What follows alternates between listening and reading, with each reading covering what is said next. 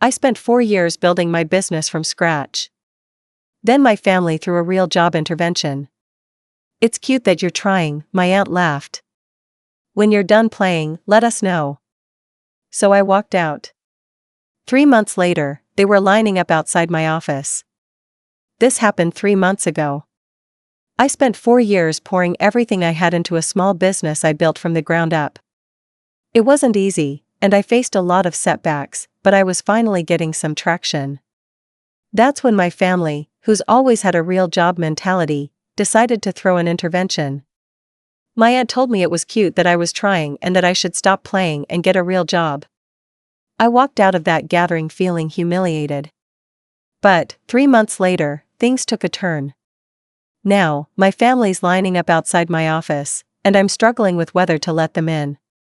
Here's my story. So, let me take you back to the moment that changed everything. It was an ordinary Sunday afternoon, and I was getting ready for my family's yearly barbecue at my parents' house. I'd been dreading this for weeks.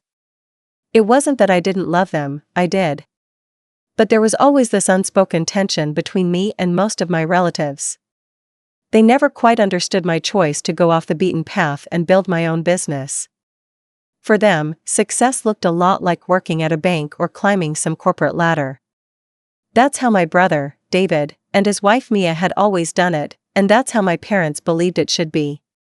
I had spent the last 4 years building my online business, a boutique specializing in handmade home decor. It wasn't an easy journey, and there were days when I felt like I might fail, but I kept at it. I had a small but growing customer base, and my products were starting to gain traction on social media. But, of course, to my family, I was still just playing. When I arrived at my parents' house that afternoon, I wasn't surprised to see everyone already gathered. The smell of grilled burgers and hot dogs filled the air, and my mom greeted me with her usual, "You look tired, honey. You should eat something." My dad, ever the banker, made some small talk about the market, and my brother, David, gave me his typical tight-lipped smile. His wife Mia was sitting at the table, scrolling on her phone, with that look of polished perfection I always found a little off-putting. But it wasn't until Aunt Karen piped up that I felt the first ripple of unease. She was sitting off to the side, sipping on her glass of Chardonnay, looking as put together as always. She had a way of making people feel small without really saying anything outright. She had always believed in the real job mentality, and she made sure to remind me of that every chance she got. "So, Avery, how's your little business doing?" she asked with that soft, fake tone of hers. It wasn't even the question that irritated me, it was the way she said it, like I was a child playing dress-up in a business suit. "It's actually going really well," I replied, trying to keep my voice steady. "I've been expanding, and the brand's been growing. I just signed a deal with a few stores to feature my products in their locations." My response seemed to take her by surprise, but only for a moment. Then she laughed, a short, dismissive sound. "Well, it's cute that you're trying, dear. But you know, when you're done playing around, let us know. Maybe you'll want to get a real job at some point. We can help you with that, of course." Her words hit me like a slap in the face. I could feel my brother's eyes on me, and I knew what he was thinking. "I told you so." It wasn't the first time he'd implied that my business was just a phase. Mia had that smug expression she always wore when someone said something she didn't fully understand. And the rest of my family? Well, they didn't say much, but I could feel their judgment hanging in the air. Something snapped in me at that moment. I had worked my dimwit off for the past 4 years, sacrificing time, money, and energy into this dream, and they were dismissing it like it was nothing. I stood up without another word and grabbed my things. I didn't look at anyone as I walked out. I heard my mom calling after me, but I didn't stop. I didn't even care. I drove home that night with a storm of emotion swirling in my head. But one thought kept repeating, "I'm going to prove them all wrong." Over the next few weeks, I threw myself into my work like never before. I revamped my website, worked late into the night perfecting the designs, and focused more on marketing. My social media strategy was getting better, and slowly, I started seeing results. More people started sharing my products, and I even got featured on a couple of popular home decor blogs. The work was exhausting, but it was working. By the time 3 months had passed, my sales had tripled, and I had signed a deal with a major retailer to feature my products in their stores. The deal was still in its early stages, but the fact that they had chosen to work with me was a huge milestone. But the thing that struck me the most wasn't the success, it was the sudden interest from my family. I started getting calls from my mom, from David, even from Aunt Karen. They'd leave me messages asking about my business, wondering how they could support me. It felt weird. The same people who had looked down on my dreams were now trying to get in on the success they'd once dismissed. One afternoon, I got a message from Aunt Karen. She wrote that she and the family were planning a visit to see my little business. She said it with that same condescending tone, but this time I didn't feel the need to prove myself to her. I had already done that. I decided I was going to make them wait. The next day, I arrived early to my office, making sure everything was perfect. The space was small but beautiful, with a minimalistic design that I knew my customers would love. My team had set up the store for the day, and we had a steady flow of customers. It was still a humble operation, but we were growing fast. And then, there they were. Aunt Karen, David, and Mia. They walked through the door like they were expecting a small, unimpressive shop. But what they found was different. They were greeted by my employees, who were busy working, packing orders, and assisting customers. The shelves were stocked with our best-selling products, and the store had a modern, welcoming feel. And, outside, there was a line of people. People who had come specifically for my products. The look on their faces was priceless. They didn't know how to react. It was as if they couldn't comprehend that I had built this from nothing. David was the first to speak. "I didn't know it was this big," he muttered, clearly thrown off. Mia was staring at the shelves, her arms crossed in a way that made me wonder if she was impressed or just pretending not to be. Aunt Karen's mouth was agape, and I could tell she was searching for something to say. "I didn't expect all this," she finally said, though her voice lacked the usual bite. "Yeah, well," I said, crossing my arms, "this is what happens when you take something seriously and work for it. It's not a cute little business, Aunt Karen." I didn't need to say anything else. They were all standing there, taking in the reality of what I had built. The reality that I wasn't just playing around. But, even though I had done what I set out to do, part of me was still angry. Angry that it took so long for them to take me seriously. Angry that they couldn't support me from the beginning.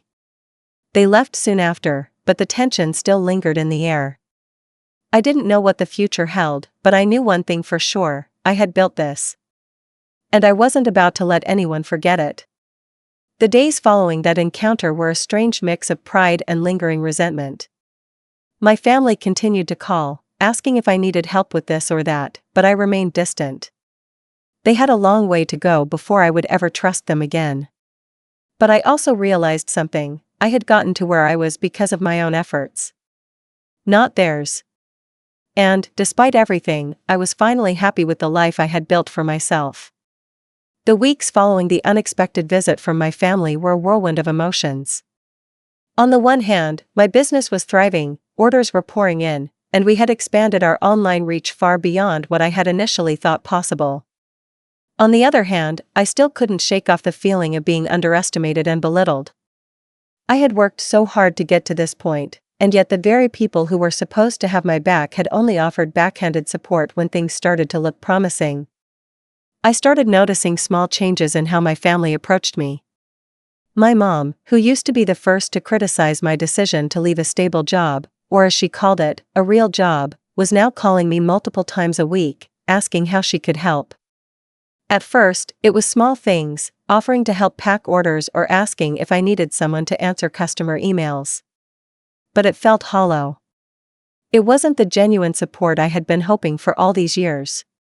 It was like they were trying to catch up to me, like they were trying to show me they could be part of my success now that they saw it was real. One day, a couple of weeks after the visit, I was sitting in my office, catching up on emails, when I received a call from David. I wasn't in the mood for a chat with him, but I reluctantly answered.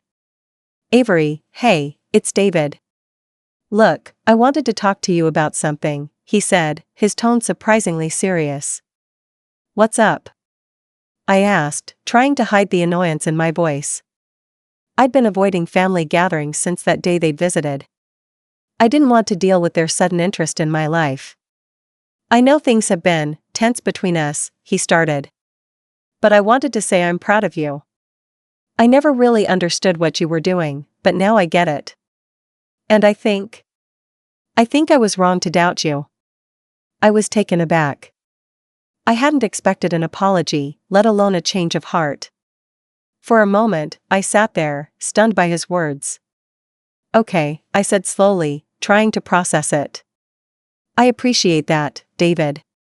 But I don't really know what you want from me now. Nothing. Nothing at all, he replied quickly, almost too quickly. I just want you to know that I respect what you're doing, and I hope we can start fresh. No hard feelings, okay? I hesitated. The part of me that still craved approval from my family wanted to forgive him, to move on and pretend everything was fine. But another part of me, the part that had fought so hard to prove myself, was wary. I knew I couldn't just let it go so easily. All right, I said finally. But I can't forget everything that happened before. You and Mom and Karen, you didn't believe in me, and it hurt. I'm not saying we can't move forward, but I'm not just going to forget. I understand, he said quietly. I get it, Avery. I'm sorry. The conversation ended on a better note than I expected, but the wound still lingered. David's words, though apologetic, didn't erase the years of skepticism and doubt. I realized that the hardest part of success wasn't proving people wrong, it was learning to live with the fact that some people would only support you when they saw the results. And even then, it wasn't guaranteed. Meanwhile, my business kept growing. As I continued to expand my operations, I found myself facing new challenges I hadn't anticipated. Hiring a team had been the right move, but managing people was more complicated than I'd thought. I had 2 new employees, Sarah and Jenna, both of whom were passionate about the products we sold, but there was tension between them. Sarah was a perfectionist, always striving for the highest quality, but her constant nitpicking was wearing everyone out. Jenna, on the other hand, was laid back and easygoing, but sometimes too much so. Their conflicting personalities were starting to affect the workflow, and I was beginning to feel the pressure. One afternoon, Sarah and Jenna had a confrontation that ended with Jenna storming out of the office, slamming the door behind her. I could hear the tension in their voices from the other room, but I hadn't expected it to escalate like that. I sat down at my desk, running my hands over my face, trying to figure out how to handle this situation. I hadn't wanted to become a boss. I had started this business because I wanted to create something that was mine, not because I wanted to manage people's emotions. But here I was, dealing with interpersonal drama that had nothing to do with the products or the business's growth. When Jenna came back a few hours later, I called her into my office. I wasn't sure how to handle the situation, but I knew I had to say something. Jenna, can we talk? I asked, my voice calm but firm. She sat down across from me, her arms crossed, looking defensive. Look, I'm sorry for storming out, but Sarah is impossible to work with sometimes. She's constantly micromanaging everything. I nodded slowly, trying to keep my frustration in check. I get that, but we can't afford to have tension like this. We need to find a way to work together. You and Sarah both have strengths that I value, but this isn't going to work if you're both at odds all the time. I know, she said, her voice softer now. I want to do my job, and I don't feel like I can with her hovering over me all the time. I could see the frustration in her eyes, and I understood where she was coming from. But I also knew that Sarah wasn't going to change overnight. I'll talk to Sarah, I said. But I need you to try to be more patient with her. She's just trying to make sure everything is perfect. I'm going to have to step in as a mediator here, but it's up to you both to make this work. She nodded, though I could tell she wasn't entirely convinced. I'll try. That conversation didn't fix everything, but it was a start. Managing a team was far more difficult than I had imagined, and it added another layer of stress to my already full plate. But I kept going, knowing that this was part of the journey. It was all part of the price of success. Around this time, my family started calling more regularly. My mom, especially, was becoming more persistent. She had started following my business's social media pages and would send me links to articles about home decor trends, offering unsolicited advice.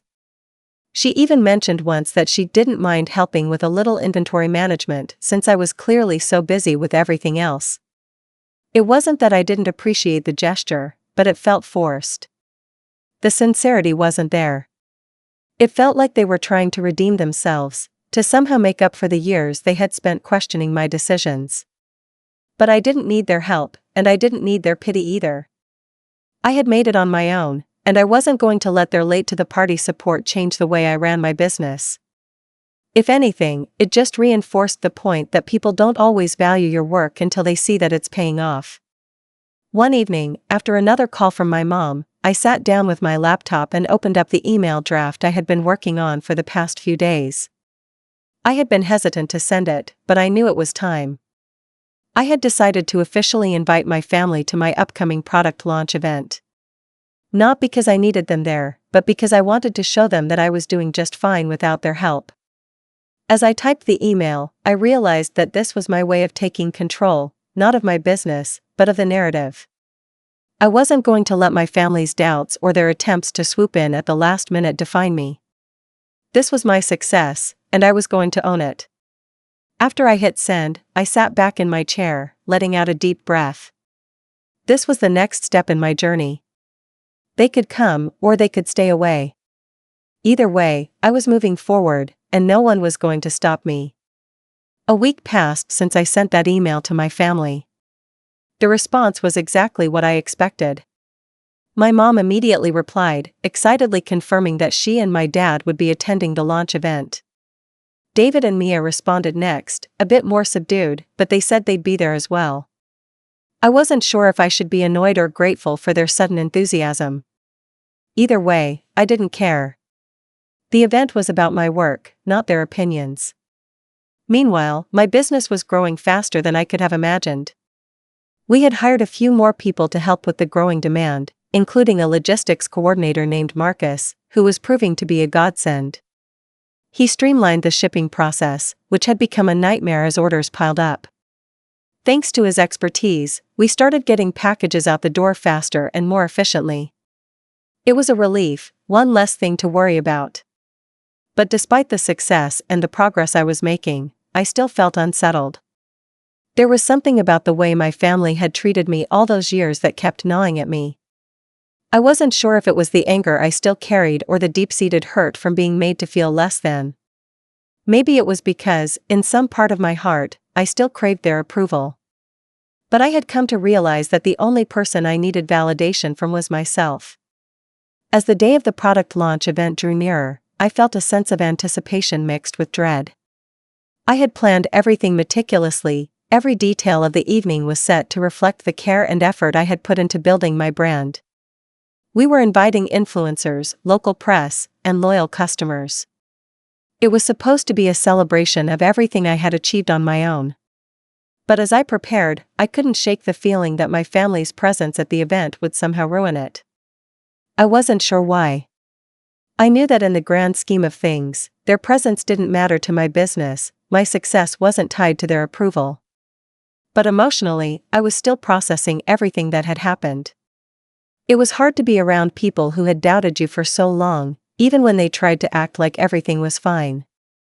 The night before the event, I had a long conversation with my employee Sarah. She was sitting in my office, helping me go over last-minute preparations for the big night. "Are you nervous?" she asked, looking up from her notes. "Honestly?" "Yeah, a little," I admitted, rubbing my eyes. "It's just, I've spent years building this. And now, my family is going to be here, pretending like they always supported me. I'm not sure I'm ready for that." She nodded, her expression softening. "It's hard, I get it. But the people who are here for you now, the customers, the people who believe in what you're doing, they're the ones who matter. Your family might have been skeptical, but they're not the ones keeping your business afloat. I smiled at her, grateful for her insight. You're right. I've worked too hard to let them make me feel small. I need to focus on the people who believe in me. I knew Sarah was right, but the night before the launch, I couldn't help feeling a little bit of anxiety creeping in. What if it was all too much? What if, in the midst of all the success, I still felt like an imposter in my own life?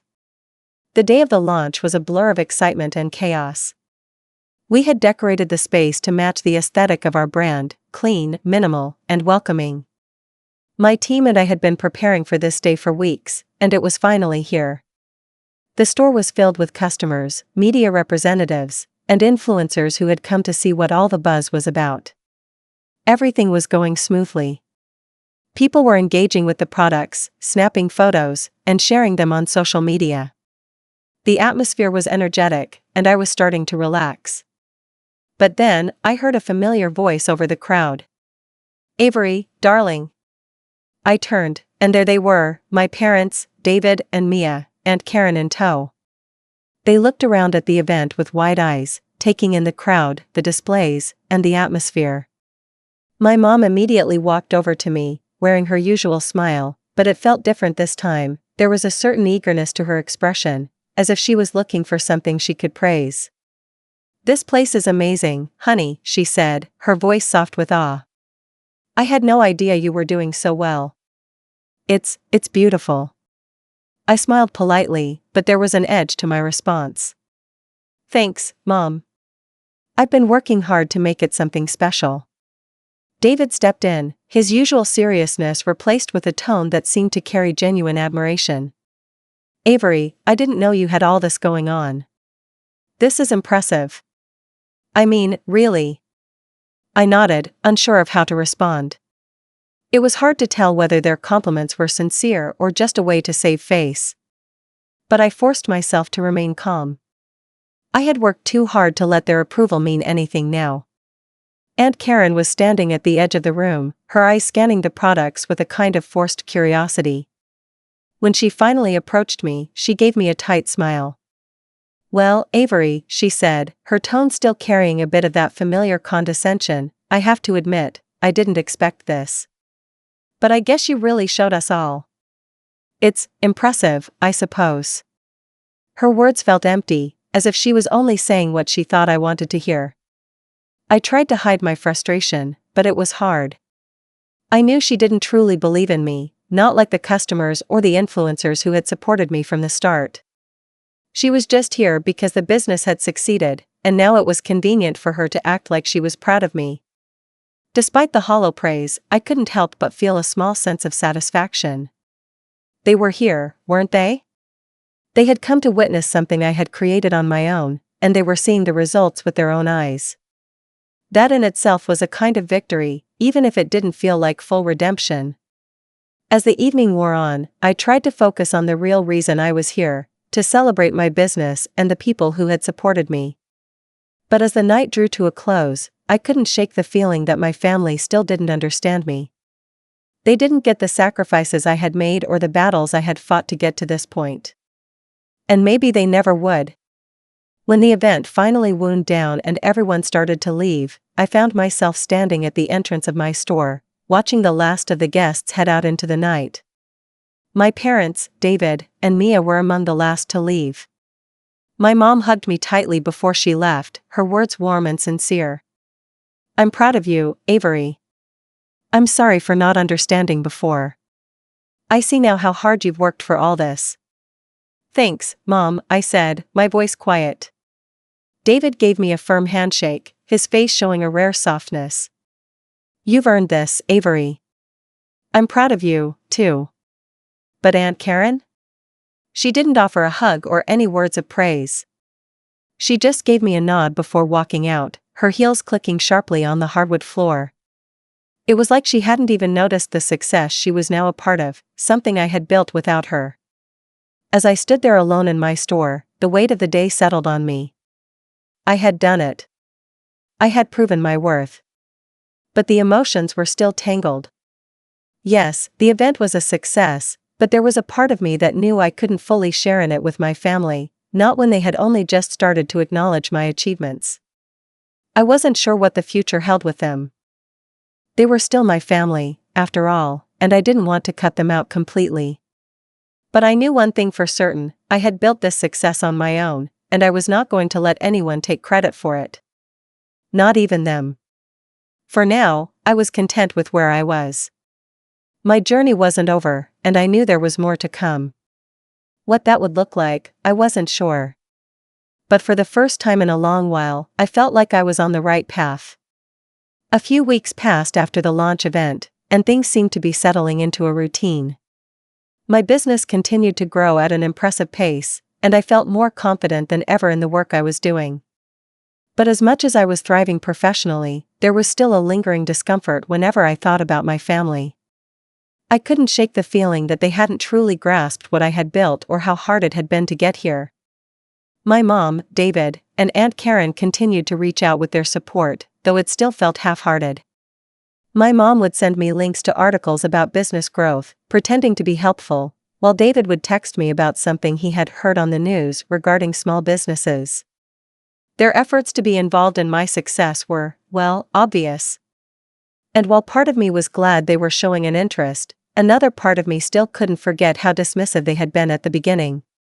I had always been the person to give people the benefit of the doubt. But with my family, this was different. The more I thought about it, the more I realized that they had never really seen me. They had only seen the version of me that fit their expectations, the one who followed the traditional, safe route they had planned for me. When I stepped off that path, they'd scoffed at me. And now that I was successful, they were trying to insert themselves into my journey, as if they'd been there all along. But I wasn't angry anymore. Instead, I found myself planning something much more satisfying than just cutting them out or confronting them outright. I was going to show them how it felt to be treated like you were invisible, like your hard work didn't count until it became profitable. One afternoon, as I was sitting in my office, reviewing the numbers for the upcoming quarter, I got a call from my mom. Her voice was chipper, but there was an undertone of expectancy that I couldn't ignore. "Hey, sweetheart, how's everything going with the business?" she asked, as if we hadn't spoken just a few days ago. "I was thinking, maybe it's time you finally opened up a store location. I know some people in town who could help you with that. It might be a good step, don't you think?" I paused for a moment, weighing my words carefully. This was exactly what I had been expecting. Now that my business was stable, they all wanted a piece of the action. They weren't asking about the product, the customers, or the work I had put into it. No, they were interested in the next big leap, the money, the opportunity to be involved now that it was all real. "I don't need help with that, Mom," I said calmly, keeping my voice neutral. "My business is doing fine. I've got everything covered, and I'm not interested in expanding into a physical location right now." There was a pause on the other end of the line. I could hear her trying to find the right words, her disappointment palpable. "Well, all right, honey. Just thought I'd throw the idea out there. Let me know if you change your mind." I hung up the phone, feeling a mixture of relief and frustration. I had expected this conversation, but it still stung. She didn't understand the decisions I was making for my business. She was more interested in making sure she was part of the success story, even if it meant pushing me towards something I wasn't ready for. That evening, I decided it was time to implement my plan. I had been working on a special project for months, something that would not only further elevate my business but also give me a sense of closure when it came to my family. The idea was simple: I would open a pop-up store. But not just any pop-up store. I would create an exclusive, one-day-only experience that would showcase my most successful products. And the twist? I would invite my family, as well as all of the people who had doubted me along the way, to attend.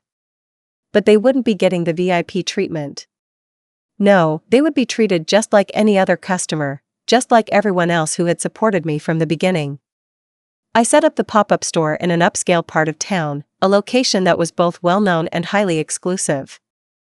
The event was going to be small but high impact. I reached out to local influencers and loyal customers, inviting them to an exclusive shopping experience. But I also sent out personal invitations to my family, including David, Aunt Karen, and my mom, making sure they knew they were welcome to attend, but there was no special treatment. The day of the event arrived, and everything was set. The store was buzzing with excitement as people lined up to purchase my products. There were influencers snapping photos, customers chatting excitedly, and even a few members of the press who had come to cover the event. And then, as expected, my family arrived. My mom, David, and Aunt Karen walked through the door, expecting to be greeted like VIPs. They were surprised to find that there was no special treatment. They were just another group of attendees, standing in line like everyone else. My mom looked around, a bit taken aback, and asked, "Avery, honey, what's going on here? Why aren't we getting a tour or being introduced to the press?" I smiled politely. I thought it would be fair for everyone to experience the event equally. You know, like all the customers who've supported me since the beginning. It's important to me that everyone gets the same treatment. David shifted uncomfortably, glancing around at the crowd, clearly feeling out of place. Aunt Karen, always the one to criticize, scoffed under her breath but didn't say anything aloud. They didn't expect this. They didn't expect to be treated like any other customer. But here they were, standing in line, waiting to buy my products just like everyone else. I made sure to personally thank each person who attended the event, from the influencers to the regular customers. I even made sure to snap a few photos with the loyal supporters who had been with me from the beginning, people who had believed in me long before my family had. At one point, my mom approached me, holding one of my products in her hands. She looked at me, trying to hide the discomfort on her face. "Avery," she said quietly, I didn't realize how much you've built. I'm sorry. I should have seen it sooner." But I didn't let her off the hook that easily. I smiled, but my response was measured. "It's okay, Mom. But you know, sometimes people don't realize how hard you're working until they see the results. And now you're seeing it. So, I guess we're all on the same page now." David gave me a small nod of acknowledgement, but I could tell he still felt a bit awkward. Aunt Karen didn't say much. She simply grabbed her bag and headed toward the checkout counter, her usual sharp demeanor muted by the reality of the situation. The event wrapped up with a lot of positive feedback and a record number of sales. People left the pop-up store raving about the products, sharing their experiences on social media, and thanking me for creating something so unique. It was a successful day, and I knew that, for my family, it would be one they wouldn't soon forget. In the weeks that followed, my family stopped calling as frequently. I still heard from my mom every now and then, but the tone of her calls had changed. There were no more unsolicited business suggestions or offers to help. I didn't need their help anymore, and they knew that.